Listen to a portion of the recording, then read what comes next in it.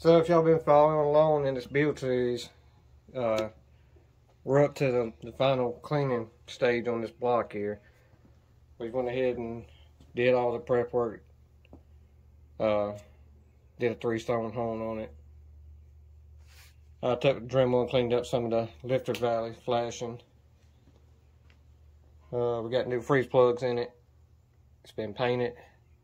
So now we're just going to focus on cleaning out the oil passages. And I'm going to run a chase through these head bolt holes here so we can make sure the threads are in good shape there.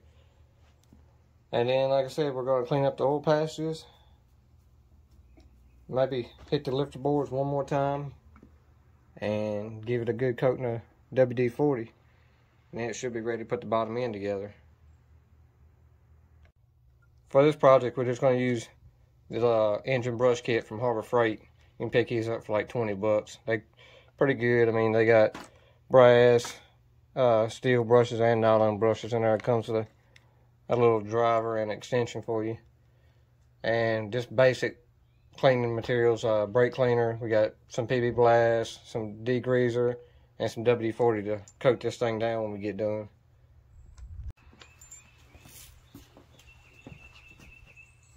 Okay, so I have 2 of these kits. It just makes more sense. The brushes, you can't really find these little barrel brushes by yourself to fit on these drivers without buying another kit. So it comes in handy to have 2 of them anyways. What I'm going to do is I'm going to run through here in the lifter boards with a steel wire brush, and I'm going to let Lucas come behind me with the nylon brush just to clean any debris we got in there. I already done these a few times. It's just been sitting a while and I want to make sure that everything's good to go.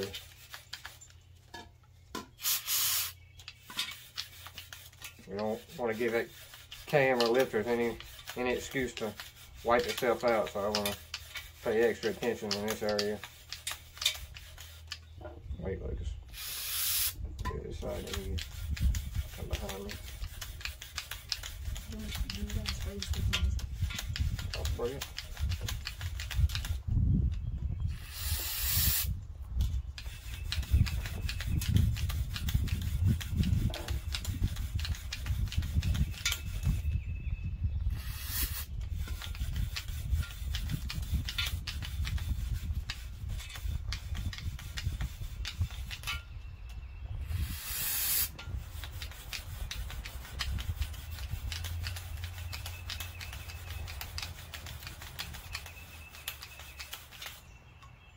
See, that's one thing you got to pay attention to.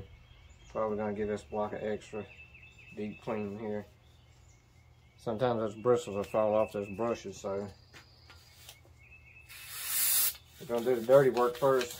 Come through here, hit these boards real quick, and I want to pay extra close attention to the oil passages on it. We don't need anything blocking up the oil flow.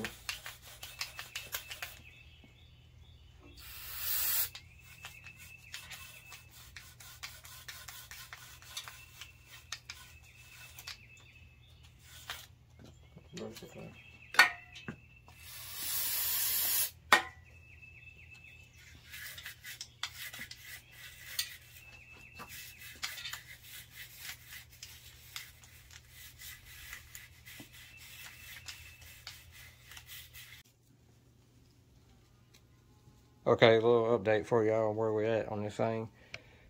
We went ahead and sprayed out all the oil passages with brake cleaner, then followed it with WD-40. Chased all the head bolt holes with brake cleaner too, and followed that with WD-40. I rinsed out the water jackets one more time. Let's see, what else did we do? We cleaned the lifter bores out. We did lose a little paint, but that'll be okay. We'll touch it up. We'll touch that up, that'll be fine. We lost a little bit. That brake cleaner's tough. And I'll show you, this is an old lifter that came out of this engine. Still got a little varnish ring on it. So if this lifter slides to this bore freely, the new lifter should be fine. And that's what you want to see. That one's got a little hang up to it right there, but you gotta think this thing, only thing it's got on it is WD-40.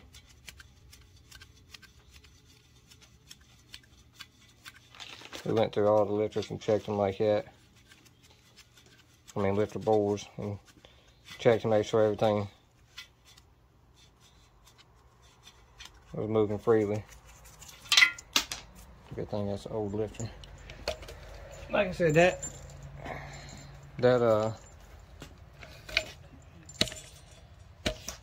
just sit up here on the tripod. That lifter's old, still has a little varnish ring on it, so if that one slides freely through there, I'm not worried about the new ones, which I've already tried them off camera. So now what we're going to do is, I'm going to try to drive these cam bearings in. We got the cam bearing bores all cleaned up. Trying to make sure all the W40's out of there. I don't really want no oil behind the bearing. But yeah, I'm going to get these bearings marked up as far as the oil patch through this holes, top to bottom, and then I'm going to lay them out in order. Start driving them in here. Well, I got Lucas here to help me hold the rod and hold the motor still.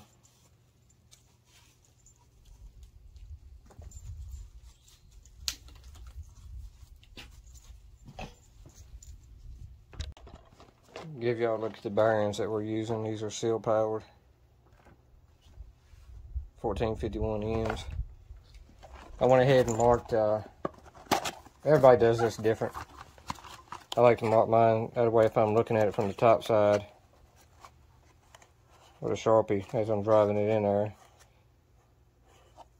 That's adjacent from the oil hole that's in the block, so you can see the oil hole in the block if it's lined up, depending on if you're doing it upside down or right side up.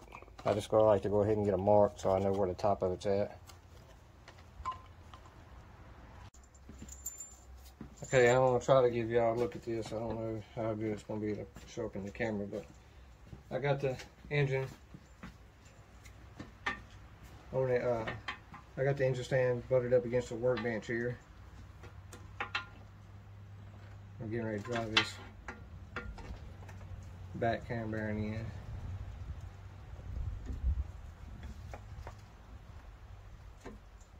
Lucas, I need you to make sure it don't go the other way. The engine might come towards you. Just hold the engine still and hold this hand against that. Keep that cone in there center.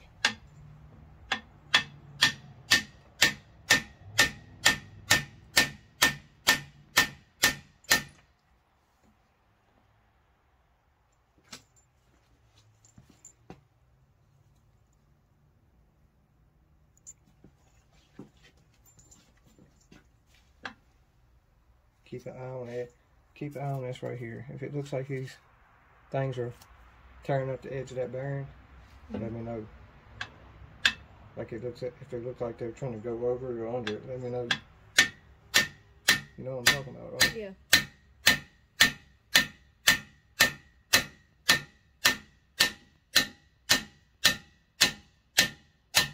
Everything look good?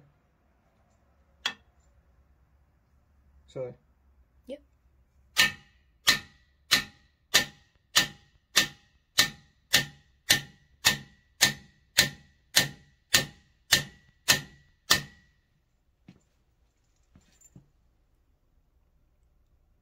You know, just like I try to do everything else, you know, just slow and steady, just.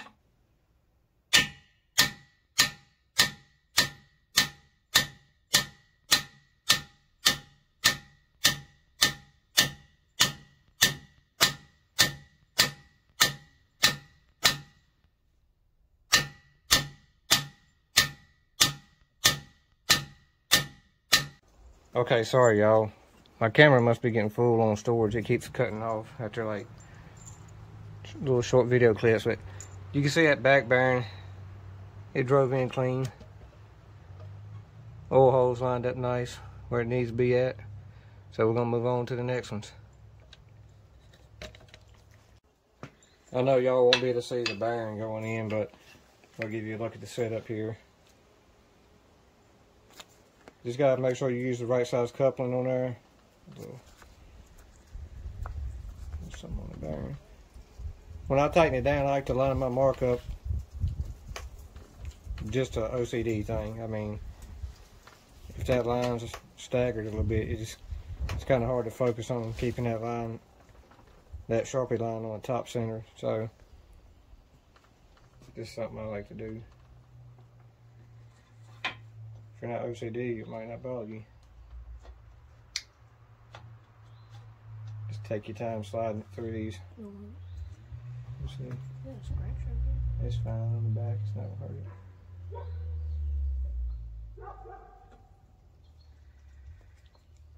Make sure you got your cone in there centered.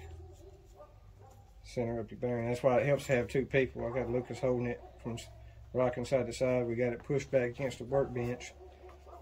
And I got him holding this cone, keeping it centered here. Just centered up my line on my bearing.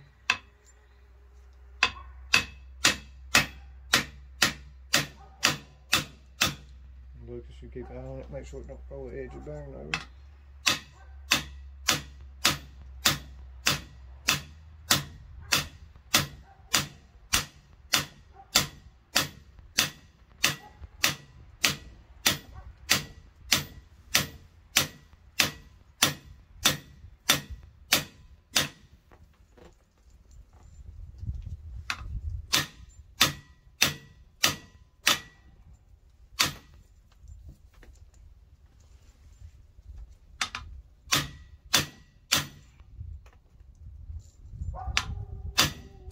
What's it look like?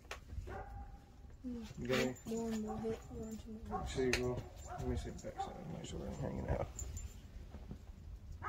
That's good enough right there. It's still coming out a little bit. Well, that's a little bit on the back too, it ain't much. That's all it is to it, y'all. Get in here with the wrench. Loosen up your sleeve there. That's why it helps to have two people on the job. You can have somebody down here be your eyes and ears while you're back here hammering on this thing, because it's hard to see when you're way back here. There's another one done. So we'll go on to the next one. But yeah, though, now the cam bearings are installed.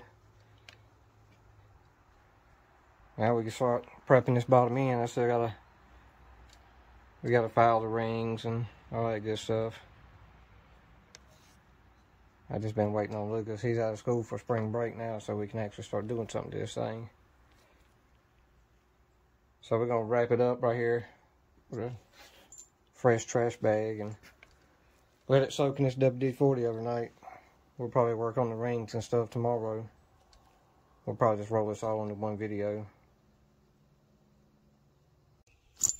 Okay, y'all, we're out here doing some test fitting on the camshaft on the Budget 318 build. And I've read a lot about core shifts in these small blocks as far as the cam bearings being tight after you put new cam bearings in. We got the Summit 6901 cam with seal power cam bearings. It was seal power cam bearings. Right now we're just test fitting it. We don't have any assembly lube on here. It's just a light coating of motor oil. And with the cam gear on it, which there's nothing else in there. There's no distributor gear or oil pump shaft or nothing. No, the rear cam plug's not in it. We don't have a thrust plate on it. But with that light coating of oil, I can rotate it pretty much effortlessly. So I guess maybe we got lucky. If you let the cam walk back too far, where the actual journal is hanging out of the bearing, it's a little catchy then. But if you center the journal right in the middle of the bearing, if you can keep it there without it walking away from you, it rotates pretty easily. So after we add some assembly lube to that should be fine. Just part of the process, y'all. Just don't get no hurry. Just test fit If something don't look right, double, triple check it. Continuing with the mock-up on this Budget 318 here, we're going to check the ring gaps on each cylinder here. This is the second ring. I've already checked the top ring on the cylinder. Basically all you need is a set of filler gauges and a piston without any rings on it to square this ring in the bore. You want it to be even all the way around, and just basically go in, and you can see that has slight tension on it right there. That's 20 thousandths. So depending on what you're building your motor for, we're probably going to open these up a little bit in case we want to put a little hot sauce on this motor. But depending on what you build your motor for, that depends on what you're setting your ring gap at. So do your homework on that.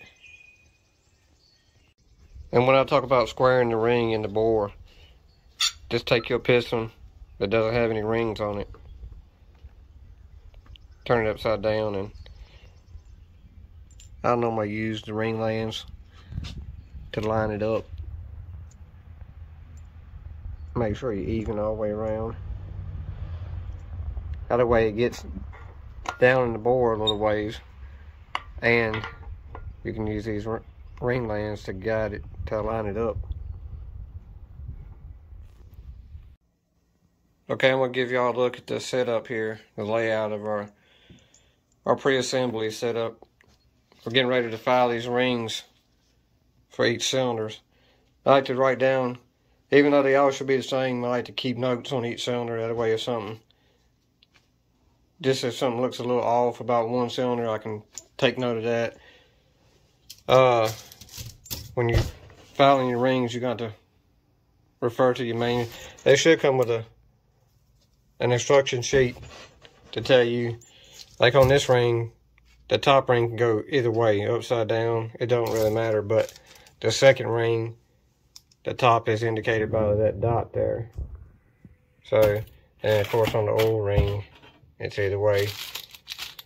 So I'll give y'all a look at the ring filer we got. This comes from Summit. Just a cheap ring filer. We got it mounted to the workbench here. So what I'm going to do is I'm going to file these rings. We got the pistons are cleaned up, ready to go. The valve, this is old valve train, so we're going to reuse the rocker shafts. But as far as the cam and lifters, I just saved that just in case. Good thing I did, because the new cam didn't come with a keyway, so we had to steal the keyway out of that. But main thing we're focusing on right now is the rings, and we've got the pistons cleaned up, ready to go. So I'm going to file the rings. I'm going to let Lucas document the measurements on each one, and then we're going to get them on the pistons, so we'll have that ready to go. Okay, it's finally time to work on cleaning up this crank for the Budget 318.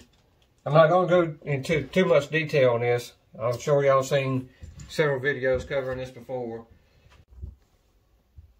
Just keep in mind that this is a budget build.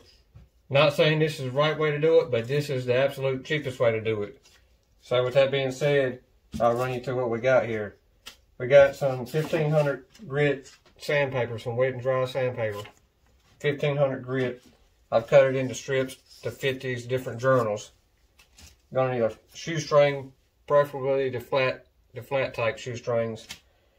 I like to use a cutting oil agent and brake cleaner to clean everything up, and then of course some clean rags.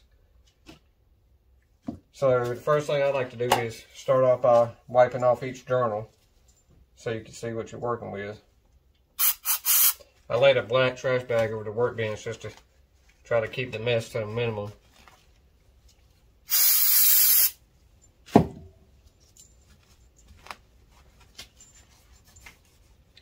And like I said, this motor ran good when we pulled it out to put the 440 in it. Had good oil pressure. So, and the line that you see here on this journal, you can't even catch a fingernail on it. So, this thing ought to clean up pretty easy.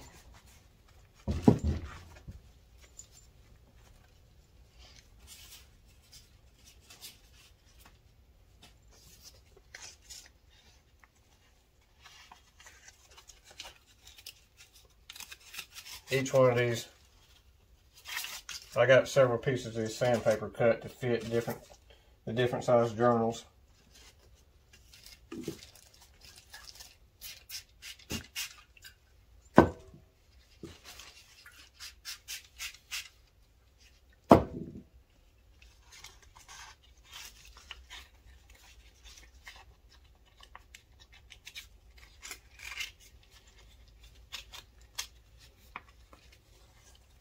Make sure you wrap it around there and get a snug fit on it.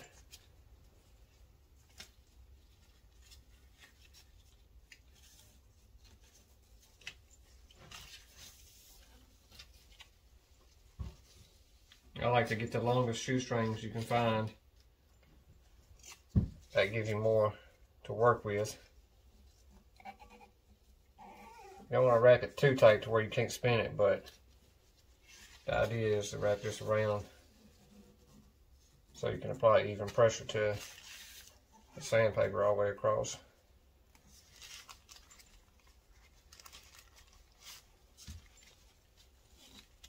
What you need to keep in mind, you want to leave you a little bit on the end so you can actually spin it. And basically just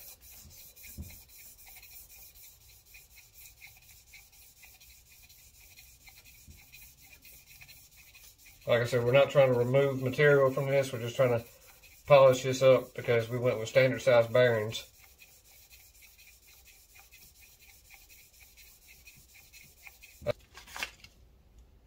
Just by that little bit you can see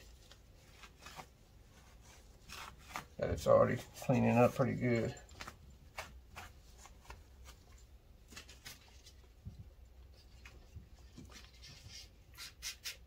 After you get done doing this to all your journals, of course, you're going to have to clean your crank really good.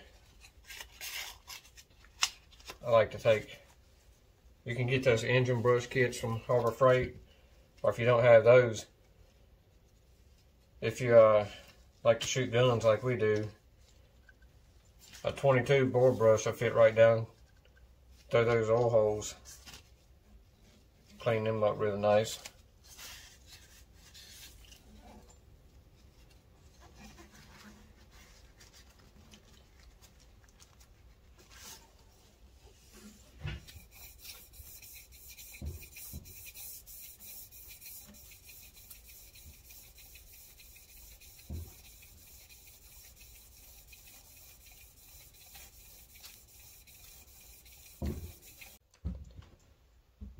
Give y'all a look at the finished product, or as far as we're going to take this thing. We don't want to take too much material off of it because we already bought bearings for it. We didn't buy oversized bearings or undersized bearings, so it's not perfect. It's a street motor, budget build. Yeah, it's got little imperfections in it here or there in it, but nothing that I can really snag a fingernail on. So we're going to send it.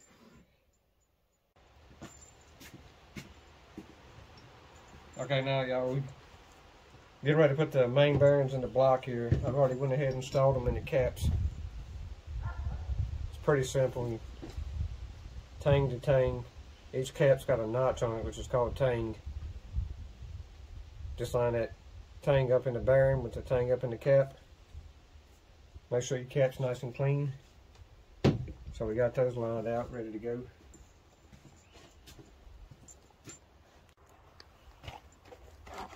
The bearings we're using are Mall Clevites, just standard size.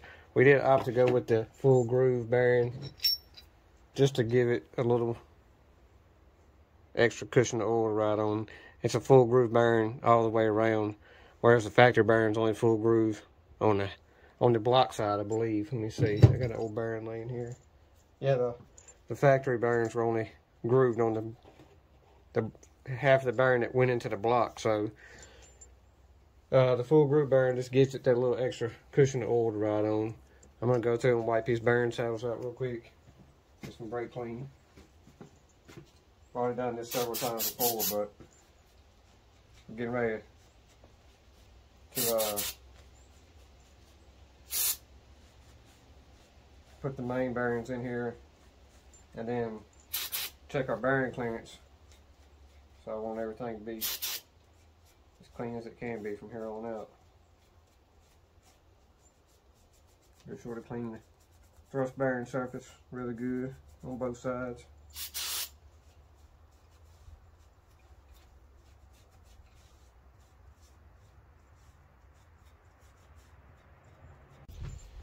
Okay, now I got the bearing saddles wiped out really good. I'm going to install the main bearings into the block.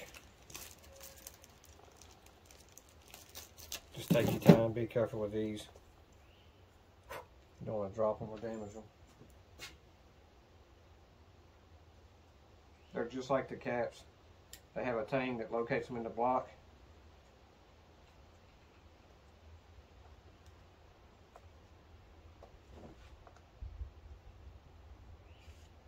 And basically all you do is line that tang up.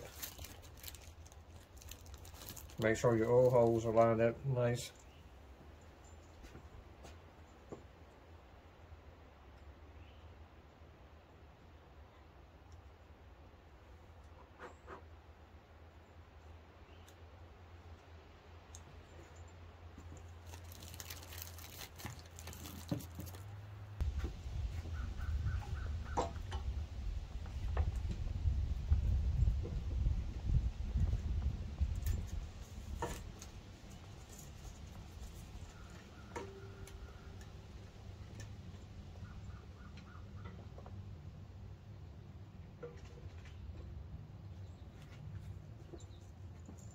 One thing I like to do is I like to leave the flex plate on there on the crank so it gives you something to kind of rustle that crank around by. Some people might not like that idea, some people might. I'm kind of a short guy, so when the motor's on the stand, lifting that heavy crank up there, trying to be careful not to damage your bearings is hard enough, so any little help I can get, I'll take it. I'm gonna put a fresh set of gloves on now so we can lay this plastic gauge out. You want that crank to be as clean as possible when you go to lay it in there because you don't want any trash getting embedded in your new bearings.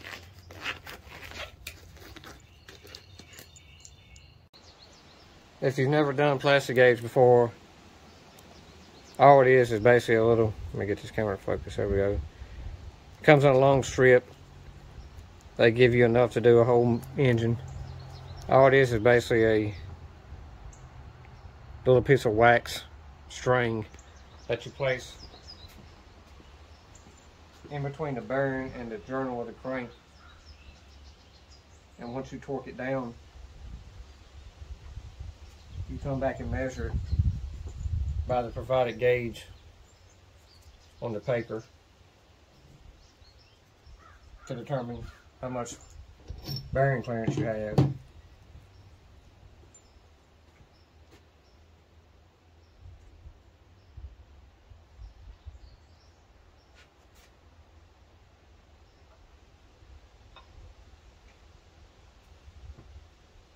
Keep in mind, this is not final assembly.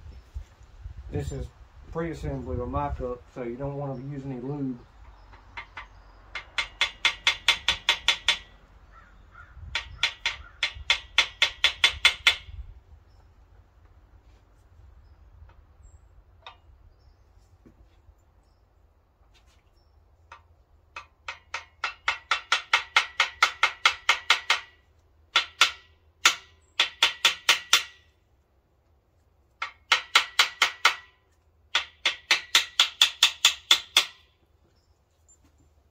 Also, keep in mind that when you're using heavy metal tools like hammers around these machine surfaces, just be mindful not to nick anything. As far as the bolts, I'm just putting a small drop of motor oil, like lightweight, zero weight motor oil. That way we can get a more accurate torque reading.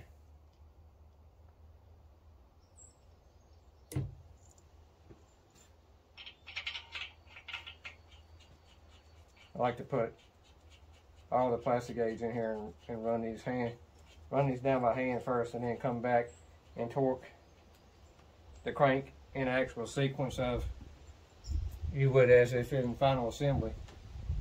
Some people do it one at a time. I just prefer to do it this way because you already got your torque wrench out, set up, and just run through and do your crisscross pattern sequence. Okay, I've went through and torqued all the main caps, and I've broke them loose. Now let's take the caps off and see what the measurements are here. Just be careful when you're taking your cap off not to damage your bearings or the crank. You want to keep in mind, like I said, you don't want to rotate this thing.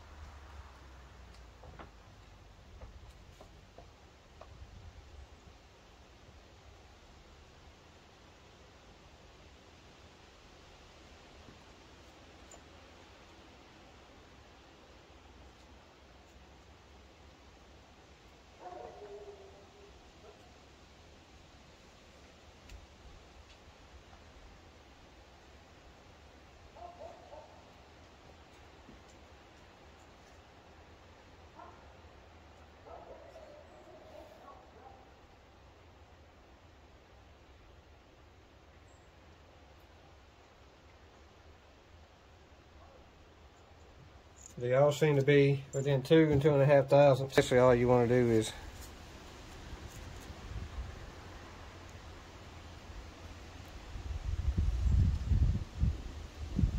line those up to see which one best matches your